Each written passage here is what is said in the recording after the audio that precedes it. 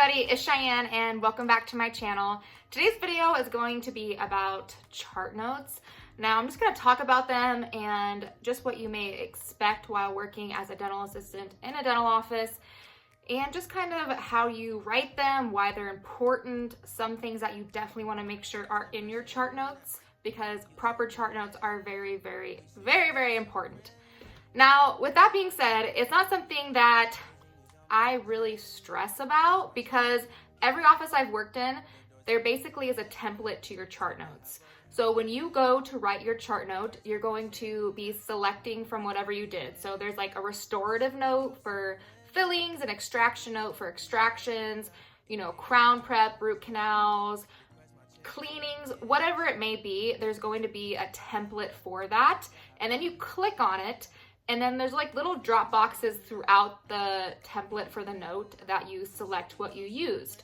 So for instance, it could say medical history, and then in like parentheses, you would click in there and you would put reviewed or not reviewed, but you should be reviewing it every procedure, but you'd put reviewed. Then it would say procedure type, and you could select filling, you could put the tooth number in there. The most important thing is you definitely want to put how many carpals of anesthetic you used. That's something that's very important in chart notes.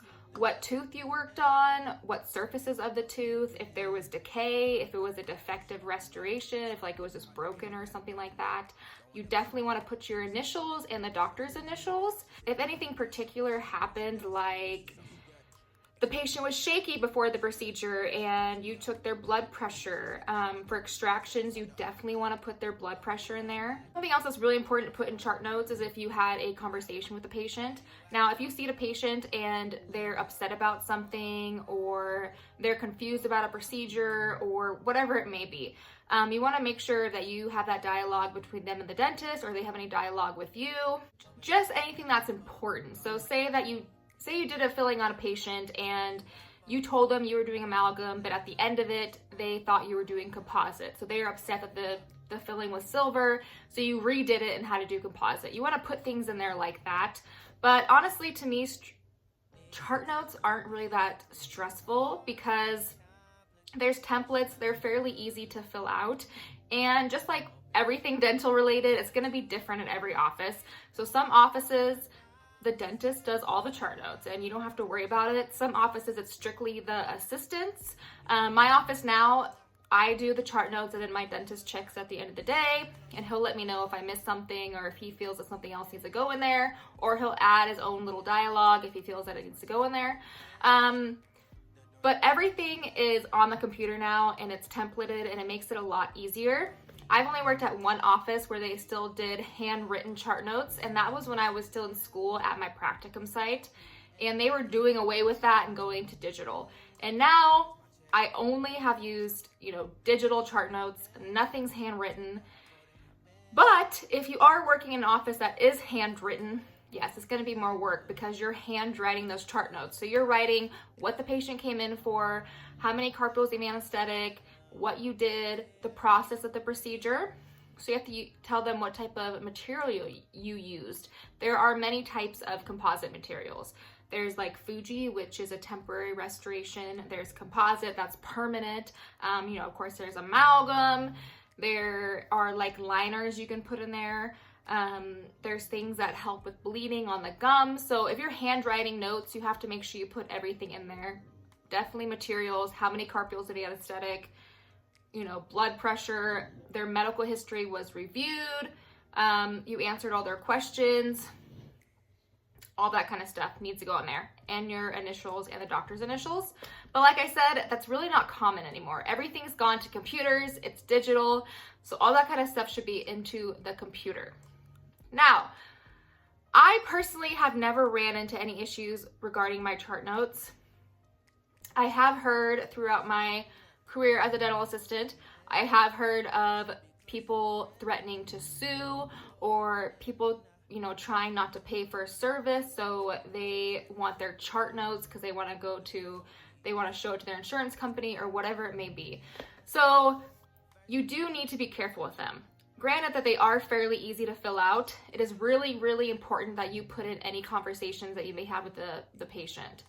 So especially like crowns, because crowns are very expensive, root canals. You want to make sure the patient is fully aware of what they're getting and you're noting that in your chart note. You also want to make sure you're putting their blood pressure in there, just for medical reasons. Pre-medication's a big thing. Sometimes if you do like a medical consult, people can not take pre-medication for dental procedures. So you want to put that in the chart note if you have any talk like with their doctor, or if your dentist talks to their doctor, you want to note those type of things. Prescriptions are really important to put in there. If it doesn't automatically get added in there, you want to make sure you type in, you know, especially like if someone comes in for an emergency, doctor gave them antibiotics, they gave them pain medication, whatever it may be, you want to make sure you put that in there, because it does happen. There are people that try to sue dentists or, you know, dental companies, whatever it may be, dental offices, trying to get services free, and they try to say that they weren't told about a price or they weren't told about whatever it may be. So you want to make sure you have that stuff charted adequately. And with that being said, there are other things for chart notes. So there's not things that you're actually going to type in, but there are consents. So you always want to do a consent for a crown prep, root canals. A lot of people, if they have like insurance, but they're paying out of pocket, there's a consent for that, saying that like, I know my insurance is not going to cover that. I'm going to be paying for this out of pocket. There are consents that they need to be signing. There's also just consents to do procedures like extractions. If they get nitrous, there needs to be a consent. If there's any sedation, there needs to be a consent. So you need to make sure you're doing all this properly, because it can come back and bite you in the butt if you're not. But with that being said, I personally think chart notes are fairly easy, just because it's templated and it's like little drop down boxes that you just pick and choose what you did for that day. But yeah, I think they're fairly easy. You just have to make sure that you're doing the proper steps with every patient. So checking their medical history, making sure nothing has changed, there's no new medication, no new, you know, surgeries or any other medical emergencies that have happened. Their dental history, we do that at my work. You want to make sure, you know, their chief complaint, if they're having pain anywhere, you know, if they've gone to the ER recently for any tooth pain. You want to make sure you're taking their blood pressure, because if a patient's getting anesthetic can raise their blood pressure because it has epi in it, has epinephrine. So it raises their blood pressure, so you want to make sure you have their blood pressure if they're going to be getting anesthetic. Very important for extractions that you get blood pressure. Of course, they're signing any consents that are needed for that procedure. And then yeah, that's basically it. Everything is templated, so that does make it a lot easier. I have also worked in one office in particular that I didn't do my chart note. There actually was a like lead assistant that did my chart notes for me, and I had just gotten out of school and I did not know that that was unacceptable. But do not let anyone else do your chart notes for you. If you did the procedure, if you're putting your initials on that chart note, you need to be double checking that chart note and making sure that all that information is in there and it is correct, because there are lawsuits that happen and you're going to be blamed for that if you did that procedure with that doctor and then your chart note's incorrect. You're the one that's going to go to court and they're going to be talking to you, and if that assistant typed something in there or if they left something out, that's going to be on you. So I take chart notes very seriously. If my name's on something, that's my reputation. That's saying that I was there, I witnessed this. So make sure you are doing your chart note and you're double checking your chart notes and putting your initials there. And if your doctor adds something, I always look at it just to double check it.